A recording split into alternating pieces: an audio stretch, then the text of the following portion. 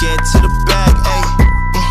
Got the foot on the gas, pedal to the metal when the lane moving fast, ayy. Let them all cross. If they hate, then let them hate and make a bigger boss, ayy.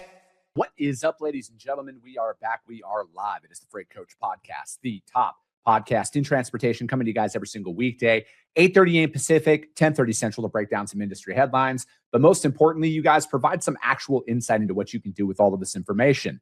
If this is your first time tuning in, welcome. This is the real side of freight, ladies and gentlemen. And I do say that before every single show. And what I mean by that is I only speak with transportation professionals, because at the end of the day, I want to talk to the right individuals who have done what you're looking to do and who are currently doing what you're trying to achieve. So you can take that information, apply it, utilize it, and see a meaningful difference in your business and your life. Happy Wednesday, everybody. I got a very special guest for you guys here today. But before we jump into the episode today, I wanted to let you know it is brought to you by my friends over at DAT. It is This Week in Freight. And today we're breaking down reefer trailers. All right, you guys, we do this 3 times a week. We do drive-in, refrigerated, and flatbed. This is 100% viewer submitted though, okay? If you want your lane broken down in the show, I need you to email my team, podcast@thefreightcoach.com. I need shipping city, delivery city, and trailer type. And that's it. And all we do, you guys, is this is entirely based around the fact that like things are going to happen. We got to find that stability in the market and bring it to our customers, because if we're not going to do that for them, somebody will. And markets are the markets. And I want us to be aware of that as we're going through some of these seeming changes out there right now. Like, this isn't going to last forever, but we got to find that sweet spot and then deliver those results out there to our customers. So we're staying in the Midwest on this one, you guys. We got Milwaukee, Wisconsin, going down to Kansas City, Missouri. And as we are breaking down a reefer, and no matter what, first thing I always look for, you guys, miles. All right. Days of the week are very, very important on how this is, how much this is going to cost to transport this, as well as the available capacity for it. I am a arrogant broker in the sense where I believe that there's a truck for every lane in America. It just depends on how much you're going to pay on that one. But this one, you guys, it's easy to get caught up in when you see how rates are sky high across the board and everything else. And this one, seemingly, there's an increase, obviously, as we're seeing out there, right? March and April, it was very stable at just under $2,000. But if we're looking at spikes, right, like a lot of people want to talk about the spike that inspection week and holiday and Memorial Day brought. I mean, it was there, but like, you guys, it's $250 is what we're seeing. So that's not the biggest spike that I've seen. It's a spike nonetheless. But if we're looking at it over the 1 year mark here, as well, as you guys can see, it's only up $400. That lane is pretty stable, and your customers are probably aware of these things, right? Because like there's going to be seasonal pushes that come with any lane that you move out there. But this one in particular has been probably the most stable one that I've broken down on this show in quite some time. And at least in the reefer inside of the Midwest, that was one of the markets that I've heard has been the most challenging, is this Midwest reefer. And from what I'm seeing on this one, again, it's easy to sit back here in this controlled environment, and it's not my customer who's beating on my door trying to get me to come pick up a load here for something I quoted out there. But I look at this one is that this is showing signs of stability. Now, is it going to stay as high as 2250 on this lane? Maybe. If it is, and I've put this out there a lot, and I'm going to continue to put this out there, you guys, because sometimes you got to say it 150 times before it sticks. I think a lot of this, what we're seeing, is going to go through the 4th of July before we see a stabilization factor. This one's seemingly showing it. I wouldn't be surprised if it creeps up there, though, and gets up into the 23, maybe 23 and a half range on this lane. But I look at it is there's still going to be plenty of capacity for something like this, right? It's long enough miles. It's a great weekday run. Now, one of those potential challenges that you might find out there is if this runs over a Thursday to a Monday for whatever reason. I'm sure most people aren't doing that, but Friday to Monday, that's when you're going to see probably an increase in rate on this one compared to Monday through Thursday. But, I look at this one, and again, it's easy to sit there and point at how everything's in chaos out there in the market. And I'm not saying that it's easy by any stretch of the imagination, but if we take a step back and we look at it, and if you apply a lot of the strategies that I talk about on this show, we got to find that off-market capacity. All right. That's what we need to find is, one thing that we do internally is anybody who delivers a load for us, we ask them when they're going to be available next. Where are their trucks at? I want to keep them running for us because ultimately at the end of the day, you guys, as you can see now, rates are going to fluctuate. It's the person who has access to capacity. They're the ones who are always going to win. And that's why asset providers always have an upper hand on brokers at the end of the day, because they own the trucks, right? But the savvy brokers, the one who actually know how to operate in any market, they're working that off-market capacity. They're keeping carriers running directly for me, because the rate's the rate at the end of the day, you guys. The free market is the free market, and it's going to perform that way. You got to find access. You got to find that capacity, and that capacity is out there, you guys.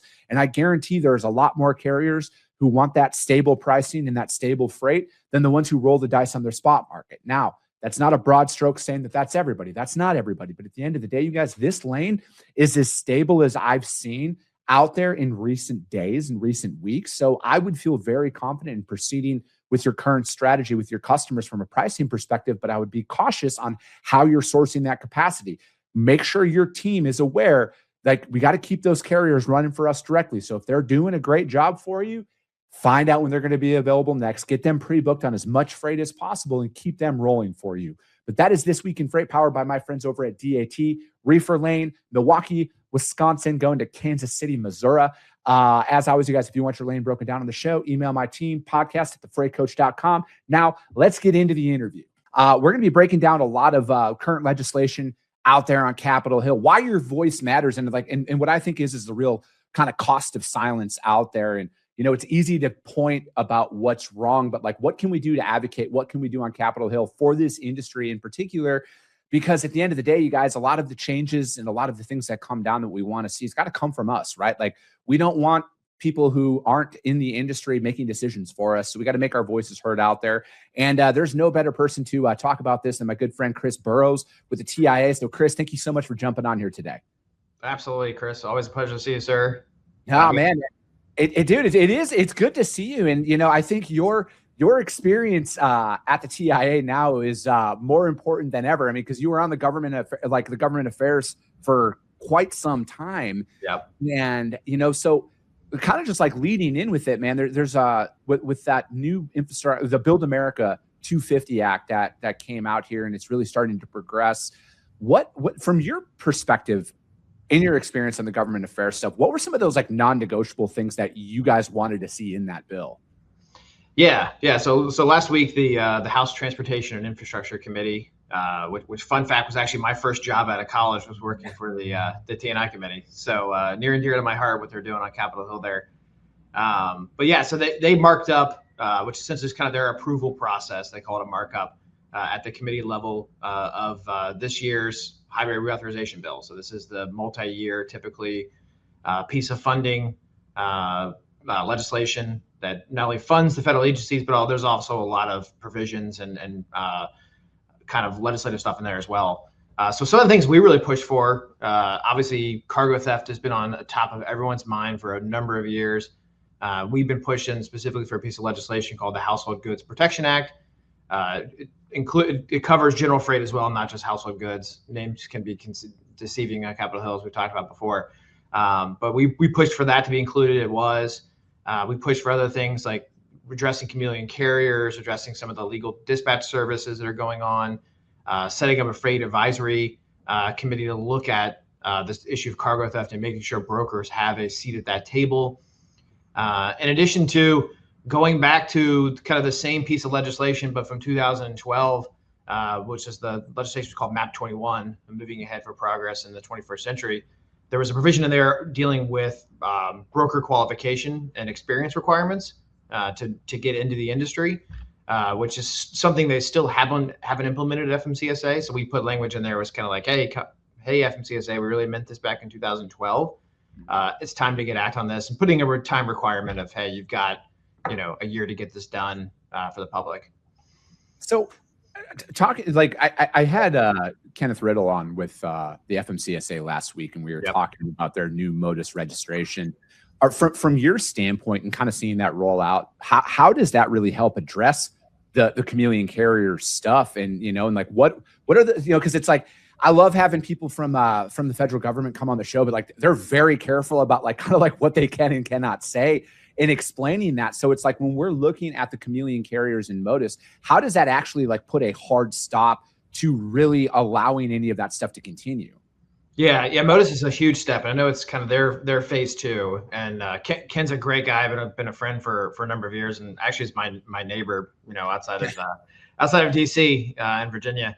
But like I said, it's really phase 2 of kind of their modernization to address kind of the fraud and identity theft kind of on the front end. So we talked about, when I was on your show last time, I think we talked about how agency has brought in IDEMIA about a year ago, to do kind of the background screening for new entrants. So Modus is, like I said, phase 2, where they're really going to start cracking down further and try to get some of these fraudulent chameleon companies, entities out of the marketplace altogether.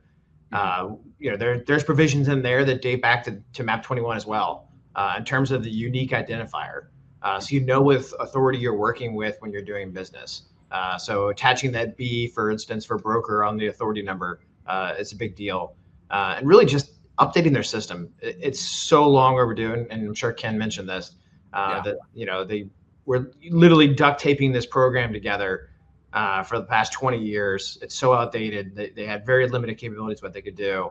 I remember a conversation I had with them probably 10 years ago, and what we were seeing was reissuing of older MC numbers, which as is very, companies want that. Which often led to a lot of companies being purchased. They want to buy the old numbers, or they've been in business for a long time. So they started reissuing all these old MC numbers again. We're kind of like, hey, what are you doing? Why don't you just add another digit? And they're like, our system literally can't add another digit. Like, it's not built into the program. Like, we've hit our max capacity. So we have to go back to the original numbers because we have no choice. So again, it's really addressing getting the companies, because if we can stop it if the agency can stop it on the beginning, and these companies don't even get authority to begin with, that will certainly help. Again, nothing's a silver bullet in terms of the cargo theft. There's still going to be smart folks. They're still going to find ways around it, but that'll help a ton. So what is there? Is there like a phase 3 aspect of this where they're really going to start gutting the existing providers that are out there? Because that was kind of the general sentiment that I got is like, hey, this is great for the new entrants and from anybody getting in, but like, what about the people who are who are already out there and operating? Is that kind of on the horizon? I know it takes a long time to kind of roll a lot of this stuff out. Yeah, that's kind of phase 3, to your point, where they're going to really start checking those folks. I think there's going to be a massive purge of just companies who are not active, because they're obviously not going to go in and they're not going to update their system, make sure their profile's up to date, make that change over to Modus from the current legacy system. So you're going to see a massive purge of companies from there that, quite frankly, probably haven't been in business for a while. Then they're going to just start doing the background checks on folks through biannual updates that, hey, you are who you say you are, and you're a legitimate business. Eventually, they don't have a timetable as well, but I think since the 90s they've been talking about getting rid of MC numbers and freight forwarder numbers and just shifting strictly everything to a DOT number with that identifier at the end. We're not sure that they don't have a timetable when that's going to happen either, but I know that's probably phase 3, phase 4 down the line. For me, when we're talking about dispatch services, I think you and I have talked about this almost every single time you've been on this show, Chris. And I think that is one of the main, I don't want to call it the main driver of fraud, double brokering, and everything else that comes along with it. But I know personally the experience I've had when dispatch services have called in to try and book our freight. And it's always try this MC, try that MC. Like they're not held to any standards at all. And it's like, at what point, and is this something you guys are working on here, is to get where it's like, hey, if you're involved in the freight transaction at all, you have to be registered with the FMCSA and you have to be held to a certain standard out there, because otherwise I feel like they're just going to transfer to the next iteration on how they're going to get access to the freight to where they can hide behind the scenes. Yeah. And this is something we've been working on for a number of years and really tried to elevate in the halls of Congress. And there's a part of Delilah's law that talks about dispatch services, and you've got to have a presence in the United States. Because as you know, Chris, a lot of these dispatch services are not based in the U.S. They're overseas. And we have countless stories from our members as well of, that they've been kind of caught in one of these fraudulent schemes. And they're like, hey, call the FMCSA. We don't care. We got 100 other authorities that we'll just reincarnate under. We've got, all these different numbers. You get this one shut down, we're fine. We got 99 more. And we'll just keep doing this rinse and repeat.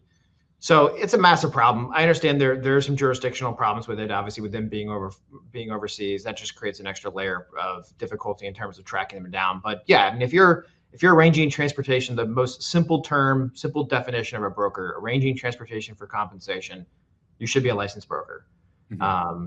And that we're not doing that for selfish reasons at TA. We're doing that to better the industry. Yeah. And like you said, there's no jurisdiction, there's no regulatory environment that these folks fall under. There's no bond or trust fund for the carriers to go after if there's a non-performance issue or non-payment. So it's a massive problem. It continues to be one, and we're just it's finally gaining some steam and moving through the process. No, because I just look at it. It's always easy to point the finger in a different direction. And, when it comes to whether it's a dispatch service or, I know there's people out there that essentially represent trucking companies and then make introductions to shippers and take a cut on that. They don't want to call themselves a broker, but they're being a broker at that point, right? And it's easy to sit there and point and blame brokers for all of this stuff when there's so many other unvetted parties out there. And, from my standpoint, I'm never going to sit here and say brokers are clean hands across the board, right? Like, I think there's bad actors on all sides of the industry that is out there. And from my standpoint, as somebody who's trying to build their business, I want any and all loopholes closed, Chris. I believe in a meritocracy, right? Like, the best man wins, best woman wins out there. Whoever builds the best company, who does the right thing, they will be rewarded for that. I hate the loopholes where people can come in and operate in a way. And it's easy to go out there and bid on freight when you don't have to worry about turning a profit because you don't pay anybody. Right? Like it's very easy to go out there and operate like that. And that's what a lot of these things do. And, people are going and they're essentially draining any and all opportunities for the legitimate providers that are out there. And that includes fleets. I had Jim Mullen from the TCA on yesterday, and we were talking about this, right? Like, I just want the right companies to be elevated. I hate criminals across the board. I don't want them to have any access to the United States transportation system in any capacity. I want standards up there to where, and this has to come from Capitol Hill, I think, at this point, where all of these things have to be closed down to keep people in business, because otherwise you're going to drive the legitimate providers away. And then that's a world where nobody wants to see.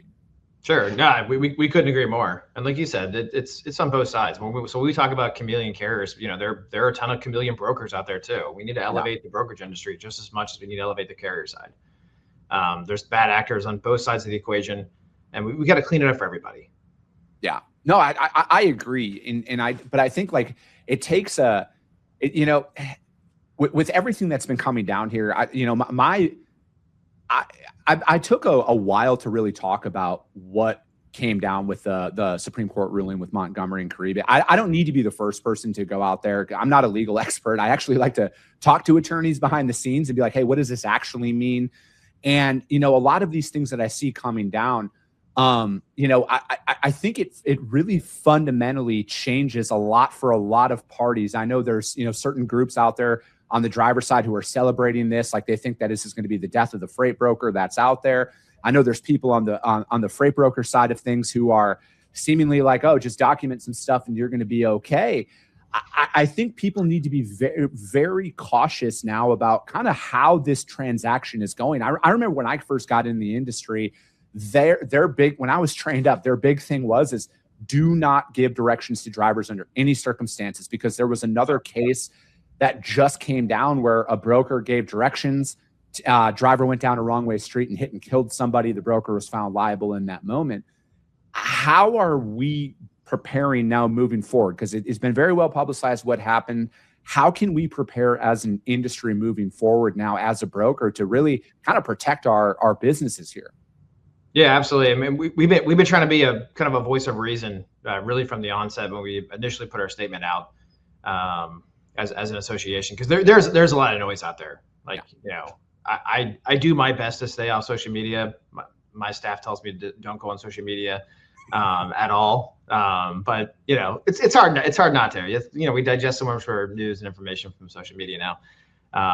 But yeah, I mean, from our take of it, this obviously we were disappointed in the Supreme Court decision, obviously, because it really puts our guys in a tough spot in terms of safety. Because this is why, in our opinion, F4A was created, was to eliminate this patchwork.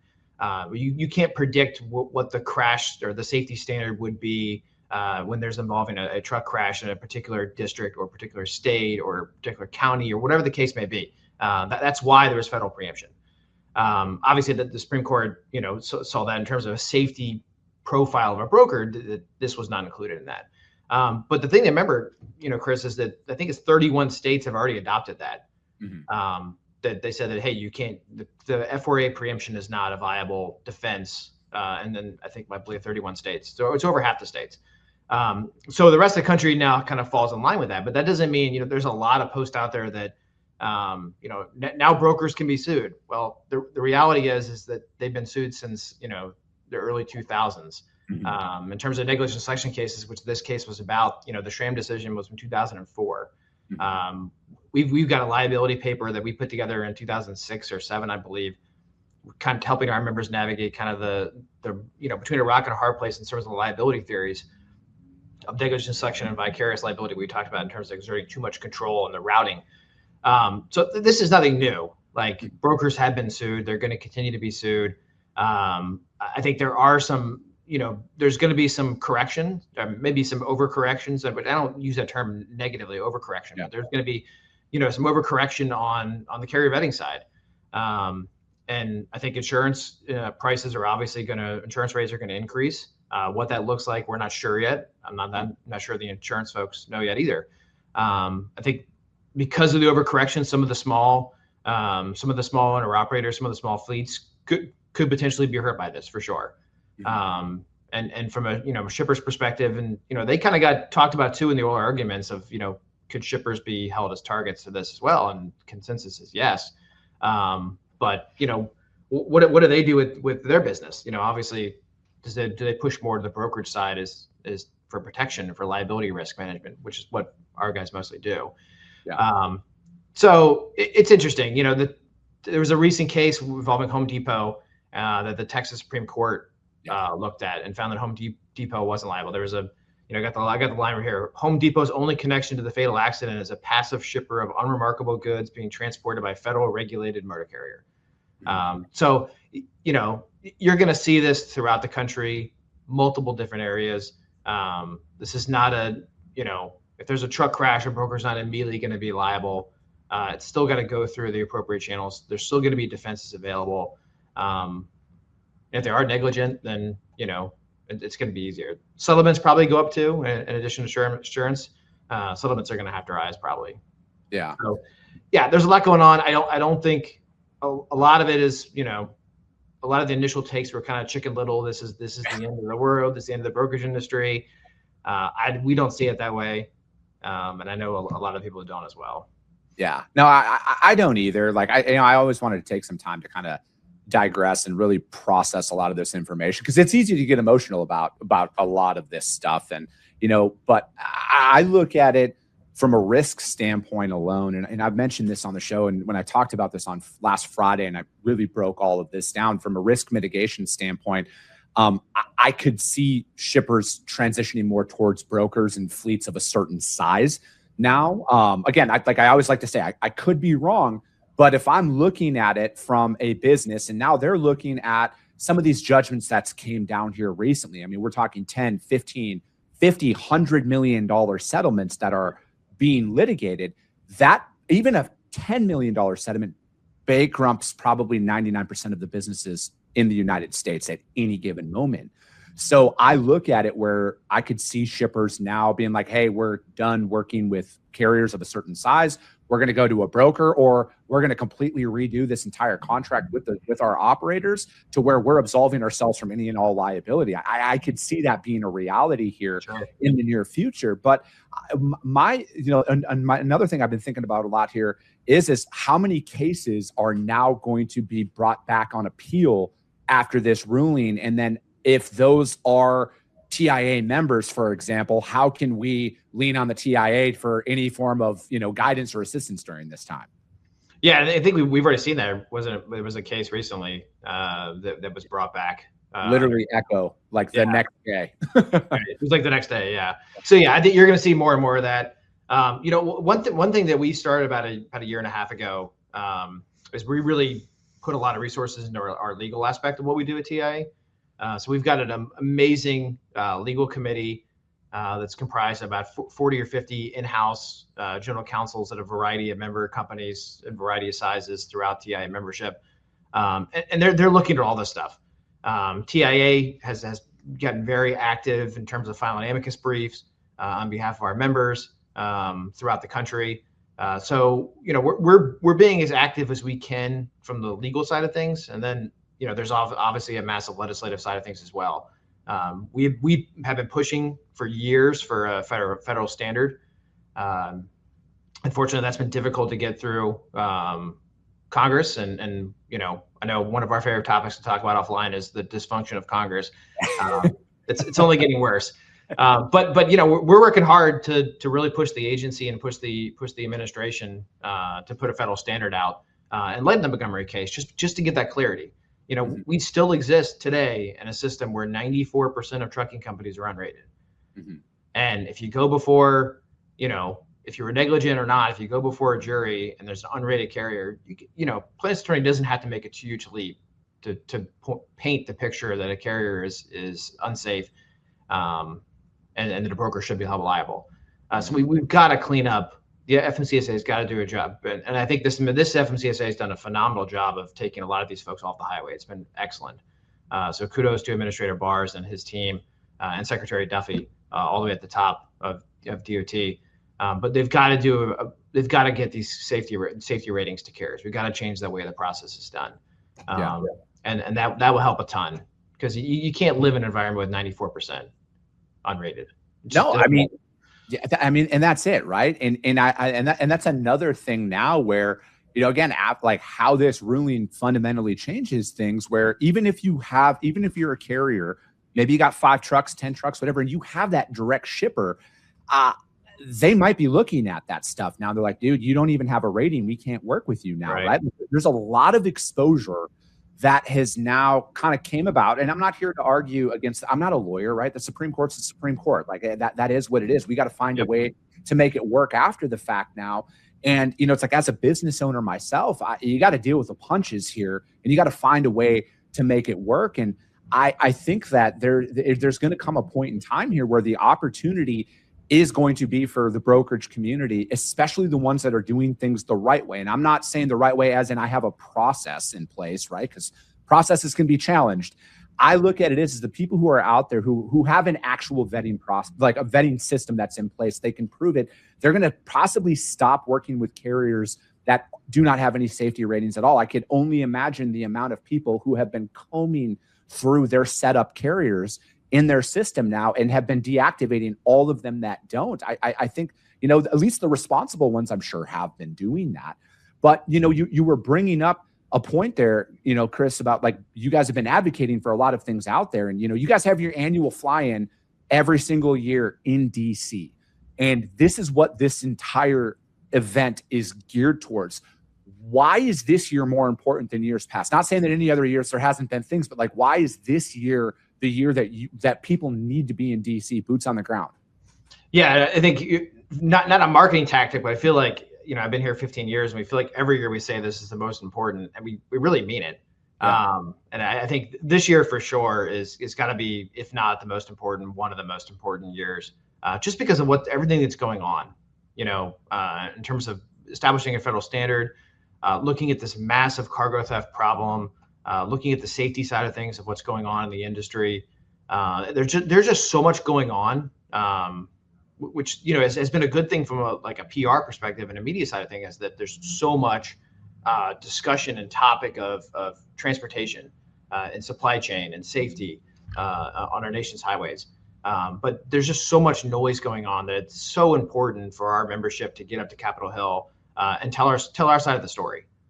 Because like we've always said, if we're not up here telling our story, then somebody else is telling it for us, and we don't want other people to tell our story. We want our association to tell the story of our members. That is the most important thing right there. Like when you see political pundits on social media voicing their opinion, like I like after the Supreme Court ruling, I saw a couple of headlines like, "Oh, brokers only employ illegals to drive for them," and I'm like, "Oh my God, it's like." To kind of tie all that in, like we have to tell our story, right? Because nobody knows this industry better than actual operators in this industry. Yep. And it's like we need those frontline individuals, the ones who are actively brokering freight, running a brokerage, to go out there and advocate for us on Capitol Hill and have our voice be heard, because otherwise somebody's going to tell that story for us, or they're going to tell a watered down version that does not align with our core values. Because it's like, again, we talk about bad actors of all walks of every industry. This isn't just a transportation thing, right? There's people out there. When you're a member of the TIA, you carry yourself differently, right? Like there is a code of ethics, there is a standards that all of these members are adhered to.